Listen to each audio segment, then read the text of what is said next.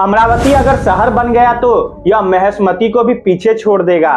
इस फोटो को देखिए, यह कोई विदेशी लोकेशन नहीं है, यह किसी साइंस फिक्शन फिल्म का सीन नहीं है भाई, ये आंध्र प्रदेश की नई राजधानी अमरावती की फोटो है। आप जिस शहर का नक्शा देख रहे हैं उसे किसी शख्स ने नहीं बनाया, इसे लंदन और सिंगापुर की एक बड़ी आर्किटेक्चर फर्म ने बनाया है। इसका एरिया लुटियन दिल्ली से प्रेरित है और कुछ हिस्सा न्यूयॉर्क के सेंट्रल पार्क से प्रेरित है। जब यह शहर बस जाएगा तो यह पूरे भारत का सबसे आधुनिक शहर होगा, यह सबसे हाईटेक, सबसे स्मार्ट शहर होगा और यह आंध्र प्रदेश की नई राजधानी अमरावती होगी। अब आपके मन में कई सवाल आ रहे होंगे। सबसे पहला सवाल तो यह है कि आंध्र प्रदेश की राजधानी हैदराबाद है या नहीं, उन्हें नई राजधानी की आवश्यकता क्यों है और ऐसे आलीशान, स्मार्ट और उन्नत शहर के निर्माण का विचार किसके मन में आया। ये आइडिया 2014 में आया था और फाइनल डेट 2024 तक इसे बनाने की थी। 2024 आ गया, अब तक ये बना क्यों नहीं। पहले इसका बजट 50,000 करोड़ रुपए था, फिर यह अचानक से 1 लाख करोड़ रुपए कैसे हो गया और आंध्र प्रदेश की राजनीति में इसे लेकर कितनी तीखी बहस हुई। इस सब के लिए पैसा कहां से आया, इस सब के लिए जमीन कहां से आया। संभवतः जो गठबंधन सरकार चल रही है उसकी बुनियाद भी यही है। अमरावती कैसी है मैं वीडियो के अंत में बताऊंगा और यह अमरावती शहर हमारी वर्तमान मोदी सरकार के लिए बहुत महत्वपूर्ण है। सरकार के चलने या न चलने का संबंध इस शहर के बनने या न बनने से है। कहानी साउथ की एक्शन फिल्म जैसी है, ड्रामा है, ट्विस्ट है, पॉलिटिक्स है, हीरो है, विलेन है, पुनर्जन्म है और भी बहुत कुछ है। तो सबसे पहले बात करते हैं आंध्र प्रदेश को नई राजधानी की जरूरत क्यों पड़ी। जनाब, आंध्र प्रदेश में लंबे समय से मांग चल रही थी कि भाई तेलंगाना राज्य अलग कर दो। 2014 में यह मांग पूरी हुई और तेलंगाना आंध्र प्रदेश से अलग हो गया। अब जो लोग तेलंगाना चाहते थे उन्हें यह मिला, यह उनके लिए खुशी की बात है। लेकिन आंध्र प्रदेश में ऐसे कई लोग थे जिन्हें यह बंटवारा बिल्कुल भी पसंद नहीं था, इसलिए उन्हें बहुत दुख हुआ।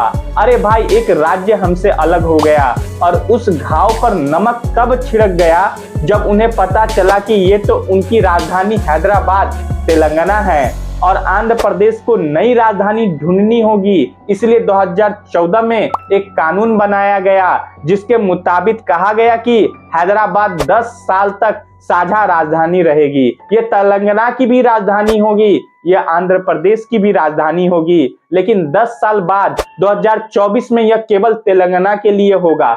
आंध्र प्रदेश को अपना राजधानी बनाना होगा और अक्टूबर तो बीत चुका है। आज अगर कोई आपसे पूछे तो हैदराबाद तेलंगाना की राजधानी है, आंध्र प्रदेश की नहीं। 2014 में जब ये सब चल रहा था तब भाई साहब मुख्यमंत्री थे हमारे चंद्रबाबू नायडू। उन्होंने आंध्र प्रदेश के लोगों से कहा टेंशन मत लो। हैदराबाद को इस स्तर पर बनाने में चंद्रबाबू नायडू का जबरदस्त योगदान था। उन्होंने हैदराबाद को हाईटेक सिटी बनाया था।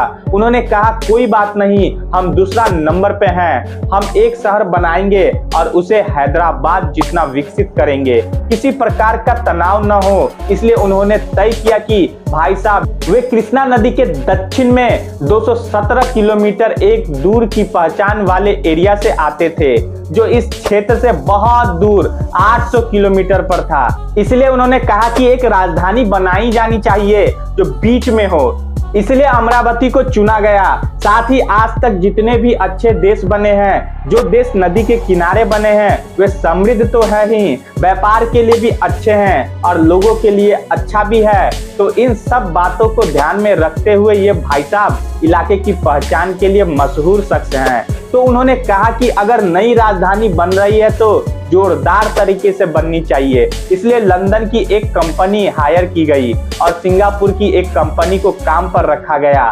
उनके साथ उनकी आर्किटेक्चरल फर्म का एक कंसोर्टियम बनाया गया और उन्होंने कहा कि सभी को मिलकर एक योजना बनानी चाहिए और एक अद्भुत योजना बनाई गई। इस योजना की खासियत क्या थी? पूरे शहर को 3 हिस्सों में बांटा गया था और चूंकि यह राजधानी है इसलिए सरकार की सारी चीजें यही हैं। एक क्षेत्र को कोर कैपिटल एरिया बनाया जाएगा, एक क्षेत्र को कैपिटल सिटी बनाया जाएगा और एक को कैपिटल रीजन बनाया जाएगा। फिर यहाँ के सभी सरकारी अधिकारी, आंध्र प्रदेश विधानसभा, आंध्र प्रदेश उच्च न्यायालय, आंध्र प्रदेश सचिवालय और सभी प्रमुख अधिकारी और प्रमुख विभाग वहां रहेंगे। यहाँ सभी अधिकारी एक ही जगह पर रहेंगे ताकि कोई भी सरकारी काम आपस में तालमेल बिठाकर एक ही जगह पर किया जा सके। जैसे भारत का जो भी काम होता है वह दिल्ली में होता है, आंध्र प्रदेश राज्य का जो भी काम होता है वह आंध्र प्रदेश में होता है। अगर हम अमरावती जाए तो उसके अलावा 9 अलग अलग जोन बनाए गए। एक शहर मीडिया को समर्पित किया गया, कुछ फाइनेंस को, कुछ कोर्ट को, 13 जिलों को प्रस्तुत करने के लिए 13 प्लाजा बनाए गए और 22 किलोमीटर लंबा नदी तट, जिससे इसकी खूबसूरती और भी बढ़ जाती है। इस पूरे शहर का 60% एरिया हरियाली, पानी और नेचर के लिए छोड़ा गया है। बहुत सारे पार्क बनाने की कल्पना की गई है, जहां से नदी बहेगी वह सब योजना बन चुकी है और एक बहुत सुंदर शहर की योजना बनाई गई है। अमरावती को भौकाल टाइप और महेशमती शैली में बनाया जा रहा है। इसका बजट बनाया गया था कि इसकी लागत 50,000 करोड़ रुपए होगी और इसे 2024 तक बनाया जाएगा। अब शहर को बसाने के लिए जगह की जरूरत थी। अब अगर सामान्य तरीके से जगह ली जाती तो हर किसान को पैसा देना पड़ता। भाई जगह खरीद लो, जमीन ले लो, कागज पूरे कर लो, भाई 3-4 साल लग जाते। पता नहीं क्या जमीन नहीं मिल रही है। तो उसी समय भाई चंद्रबाबू नायडू जी आए और उन्होंने भावुक भाषण दिया और सभी किसानों को बताया कि भाई मैं तुम्हें ऑफर करता हूं कि तुम स्वेच्छा से अपनी जमीन सरकार को नया शहर बसाने के लिए दे दो।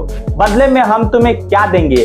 कोई भी किसान अपनी खेती योग्य जमीन में से 1 एकड़ जमीन देगा, जिसे वेटलैंड कहा जाता है। बदले में इस नए शहर में किसानों को 1250 स्क्वायर फुट हाउसिंग और 450 स्क्वायर फीट बिजनेस के लिए जगह दी जाएगी और जिनके पास सूखी जमीन है उन्हें 1000 स्क्वायर फीट हाउसिंग और 250 स्क्वायर फुट कॉमर्शियल जगह दी जाएगी। इसके अलावा इसे बनाने में 10 साल लगेंगे, इसलिए जिनकी जमीन गीली है उन्हें सालाना 50,000 का भुगतान दिया जाएगा और जिनके पास सूखी जमीन है उन्हें सालाना 30,000 का भुगतान किया जाएगा। तब किसान खुश थे। भाई ठीक है, उन्हें वार्षिक भुगतान भी मिलेगा और जब शहर विकसित होगा तो उसमें कमर्शियल रेसिडेंशियल स्थान भी उपलब्ध होगा। 29 गांवों के 29,000 किसानों ने अपनी 30,000 एकड़ जमीन सरकार को सौंप दी और यह काम सिर्फ 100 दिनों के भीतर पूरा हो गया। अब इसके पैसे कैसे मिलेंगे? सरकार पैसा कहां से जुटा पाएगी? मामले की टेंशन यह है कि सरकार इसे 10 जगहों से लेती है। कहां से लेती है? तो आप जानते हैं कि सरकार जब कोई काम करती है तो एक नोडल एजेंसी बनाती है। वह नोडल एजेंसी हर जगह से पैसा इकट्ठा करती है और इसका निर्माण करती है, जैसे अयोध्या में। इसलिए उन्होंने नोडल एजेंसी आंध्र प्रदेश राजधानी क्षेत्र विकास प्राधिकरण बनाई। इसका काम 10 सालों में सारा पैसा इकट्ठा करना और शहर को बनाना था। इसने 10 सालों के लिए बॉन्ड जारी किए, 3,840 करोड़ रुपए की। ये बॉन्ड इतने आकर्षक थे कि निवेशकों को सिर्फ आधे घंटे में सब्सक्राइब मिल गया और फिर वर्ल्ड बैंक से पैसा लेने पहुंच गए। वर्ल्ड बैंक ने $300 मिलियन यानी 2,500 करोड़ रुपए मंजूर किया। फिर वे एशियन इंफ्रास्ट्रक्चर बैंक गए और $200 मिलियन का लोन लिया। सिंगापुर स्थित कई फार्मों ने आकर कहा कि वे इसे बनाने में आपकी मदद करेंगे और इसके अलावा केंद्र सरकार, राज्य सरकार के PSU और RBI जैसी 132 ऐसे संस्थान हैं जिन्होंने वहां जमीन खरीदी है ताकि वे अपना कार्यालय भी बना सके। पैसा भी आया, फिर निवेशकों ने जमकर निवेश किया। कई प्राइवेट प्लेयर भी आए, हम स्कूल बनाएंगे, हम जमीन लेंगे, हम कॉलेज बनाएंगे। सबने जमीन ली, उससे भी पैसा आया। तो भाई जमीन आ गई, पैसा आ गया। विजन था ये करने का। अगर काम चल रहा हो तो मोदी जी को भी बुलाओ। मोदी जी ने अक्टूबर 2015 में इसका शिलान्यास किया था अस्थायी असेंबली बनाई गई है, अस्थायी हाईकोर्ट भी बनाया गया है, कई नई अस्थायी इमारतें स्थापित की गई है, काम शुरू हो गया है, जजों से लेकर सरकारी कर्मचारियों और विधायकों के बंगले बनाए गए हैं, सड़क बन गई और इन सब चीजों को बनाने में टोटल 10,000 करोड़ रुपए खर्च हो गए और 2019 तक शहर दिखने लगा कि हाँ यार बिल्डिंग बन गई है, नींव पड़ गई है, सड़क बन गई है, मकान बन गए हैं। लेकिन 2019 में कहानी में एक मोड़ आया। 2019 में चुनाव हुए, चंद्रबाबू नायडू हार गए और वाईएसआर कांग्रेस जीत गई और उनके नए मुख्यमंत्री जगन रेड्डी थे और उन्होंने आते ही कहा कि वह अमरावती को राजधानी नहीं बनाएंगे। दिसंबर 19 में सभी चीजें ठप हो गई। उन्होंने टिप्पणी की कि देखो ऐसा ही है, हम एक राजधानी नहीं, हम 3 राजधानियां बनाएंगे। उन्होंने कहा विशाखापट्टनम हमारी कार्यकारी राजधानी होगी, कुर्नूल न्यायिक राजधानी होगी और अमरावती को विधायकी राजधानी बनाया जाएगा। यानी उन्होंने अमरावती को महत्व नहीं दिया। उन्होंने बड़ी बड़ी बातें की और उन्हें बाहर निकाला और उन्होंने तर्क दिया कि बड़े देशों में ऐसा ही होता है। दक्षिण अफ्रीका की भी 3 राजधानियां हैं, हम भी वही बनाएंगे। अंतिम तर्क यह था कि हम इसे विकसित नहीं होने देंगे। अगर यह विकसित हो जाएगा तो नायडू साहब का नाम प्रसिद्ध हो जाएगा।